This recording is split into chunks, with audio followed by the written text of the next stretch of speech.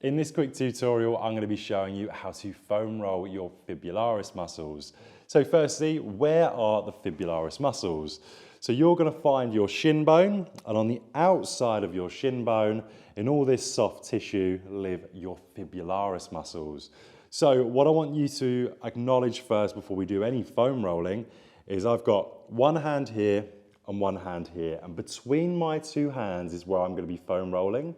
I'm not going to come any lower than my right hand because I'm then too close to those bony prominences of the ankle. I'm not going to come up any higher than my left hand because I'm too close to those bony prominences of the knee. Now I'm using a long abrasive foam roll here. There's plenty of different resistances with the foam rolls, so pick something that's suitable for you. And finally, if you're using one of these long ones like me, it's actually probably a little bit more difficult to do this technique than one of the smaller ones. So what I want you to do first is you're going to come into a side-on position. So the side-on position looks like this. So my hips are on the floor. I've got one foot that's out the way, one foot that's side-on, and I'm into that outside area of the shin. From here, what I can do is I can bring my knee in towards my body and away, flexing and extending the knee. And I can work into those muscles really gently.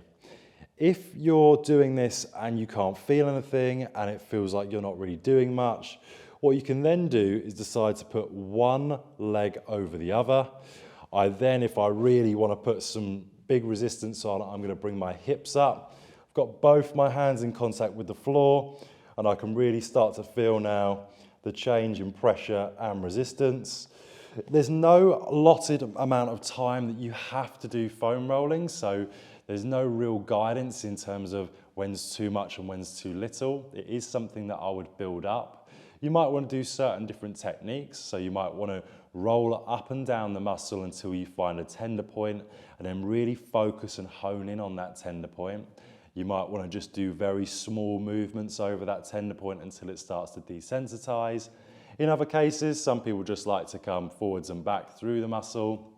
What I like to do, if I find a tender point, is let's say, for example, I found a tender point here. I'll start to flex and extend my foot, so come into plantar and dorsiflexion on the point in which I feel tenderness. And that will just contract and relax the muscles, and it'll be a nice release through, especially if it's uncomfortable, you've got discomfort at a certain point. If you're doing that and the first variation wasn't enough, the second variation, either it hurts your shoulder or you don't like it when you bring your hips up, what you can do is you can use one of these massage balls. I would pop my hands over the massage ball, and I can just start to work in circular motions. This way you've got more control of the pressure, you don't have to use a foam roll, and you don't have to come into a position where all the weight's on your shoulder. So it might be a good alternative. I have got a specific video on how to do that through the fibularis groups, but that would be what I would suggest to people that have any trouble with anything I've just shown with that foam roll.